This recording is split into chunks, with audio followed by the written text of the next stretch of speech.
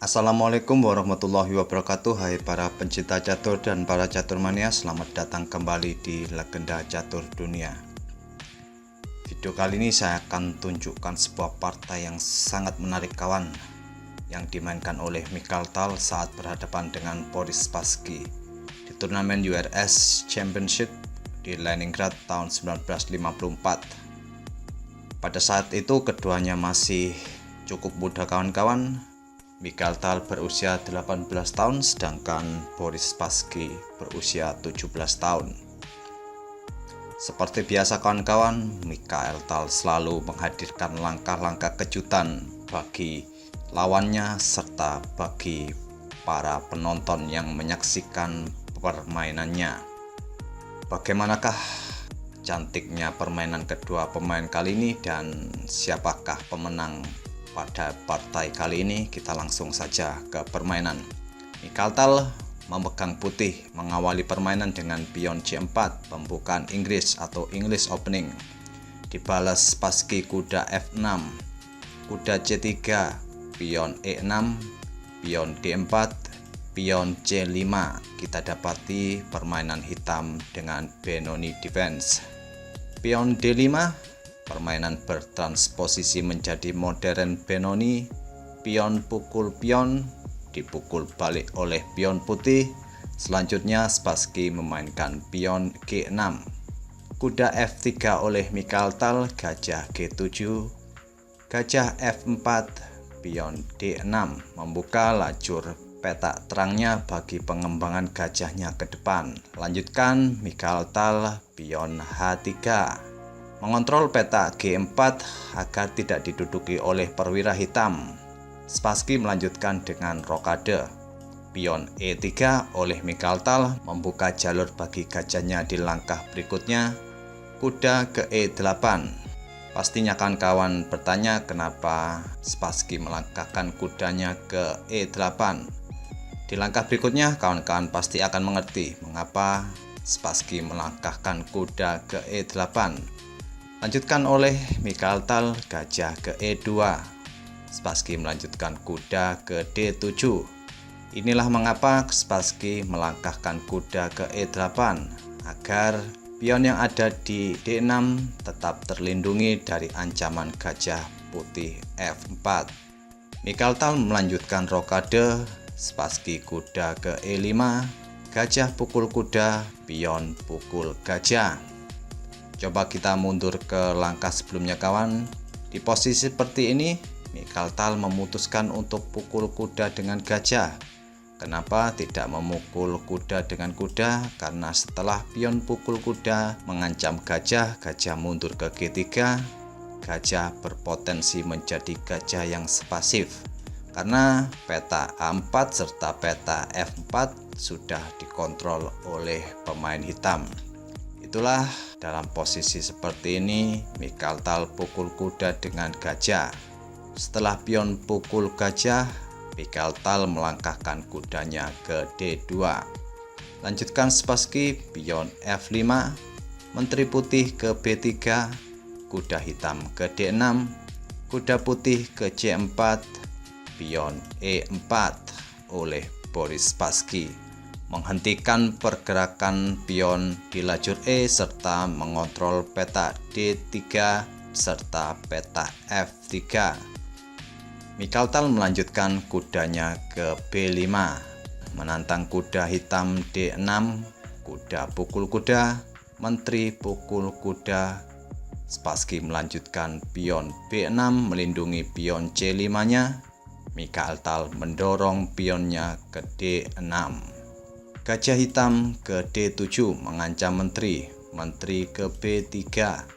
Hitam melanjutkan langkahnya mendorong pion B5 mengancam kuda. Di langkah berikut inilah Mikhail Tal membuat langkah kejutan bagi Boris Spassky, termasuk bagi kita yang menyaksikan permainannya ini. Coba kawan-kawan tebak langkah berikutnya oleh Mikhail Tal saat kuda diancam pion B5. Mikhail Tal memberi kejutan dengan kuda ke B6 open skak. Coba kawan-kawan lihat apakah kuda ke petak B6 merupakan langkah yang bagus? Langkah ini menurut saya adalah langkah blunder.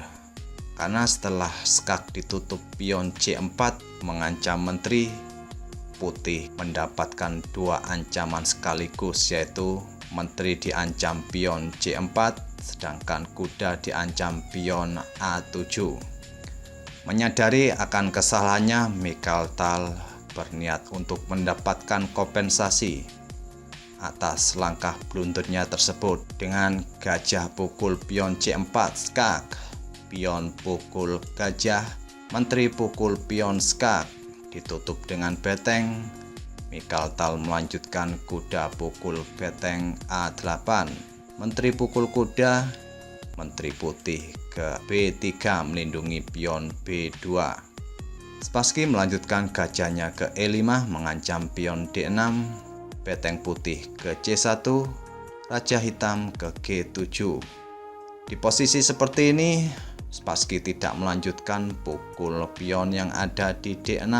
Jika hal itu dilakukan dengan gajah pukul pion D6, putih akan melangkahkan betengnya ke D1 mengancam gajah. Apabila gajah hitam melangkah ke petak yang lain, maka beteng putih akan pukul gajah D7. Di posisi seperti ini, apabila menteri hitam ke B8 melindungi gajah D6, putih akan pukul menteri hitam sehingga terjadi pertukaran menteri, gajah pukul menteri. Setelah itu beteng pukul gajah D7, beteng pukul beteng, beteng putih ke C8 skak. Setelah raja ke G7, beteng pukul gajah B8. Sekarang keadaan berbalik, putih unggul satu pion atas hitam. Oleh karena itu, di posisi seperti ini, Spassky tidak memukul pion D6, melainkan melangkahkan rajanya ke G7. Mikhail Tal melanjutkan betengnya ke D1, pion A5, beteng putih ke C7, menteri hitam ke E8 memperkuat posisi kedua gajahnya. Menteri putih ke D5 mengancam pion A5, pion maju ke A4, pion putih B4 dipukul dengan en passant, dipukul kembali oleh pion putih. Spassky melanjutkan gajahnya ke F6, beteng putih bergeser ke B7, menteri hitam ke E5 mengajak untuk bertukar menteri, ditolak oleh Mikhail Tal menggeser menterinya ke C4. Spassky mendorong pion F4 menantang pion E3, pion pukul pion, menteri pukul pion. Mikhail Tal melangkahkan pion G3 mengancam menteri, menteri ke F3 mengancam beteng D1, menteri putih ke D5 melindungi beteng, gajah hitam ke C3 membuka koneksi beteng dengan menteri untuk mengancam pion F2. Beteng ke F1 melindungi pion F2, raja hitam ke H6 untuk mempersiapkan rencana gajah pukul pion H3 di langkah berikutnya. Lagi-lagi Mikhail Tal membuat langkah yang tak akurat, melangkahkan menterinya ke C4. Padahal ada ancaman skakmat di langkah-langkah berikutnya oleh Spassky. Langkah terbaik bagi putih dalam posisi seperti ini adalah memainkan pion G4. Namun mungkin ini adalah bukan harinya Mikhail Tal untuk bermain, sehingga dia tidak bisa memainkan langkah-langkah cantiknya. Dia memainkan menteri ke C4. Akan tetapi di langkah berikutnya Spassky tidak melanjutkan langkah mematikan tersebut. Entah karena kurang fokus atau blank, dia melangkahkan menteri ke F6. Di posisi seperti ini, saat Mikhail Tal juga kehilangan fokusnya, Spassky harusnya memberikan langkah mematikan dengan gajah pukul pion H3 memberi ancaman skakmat di petak G2. Posisi seperti ini sudah tidak bisa dibendung lagi oleh putih, walaupun menteri pukul pion E4 setelah menteri pukul menteri. Mungkin putih mendorong pion F3, beteng pukul pion, beteng pukul beteng, menteri pukul beteng, ancaman skakmat pun sudah tak terelakkan lagi. Akan tetapi dalam posisi seperti ini, Boris Spassky juga mengalami kram otak sehingga dia lupa untuk mengeksekusi langkah mematikan itu, melangkahkan menterinya ke F6.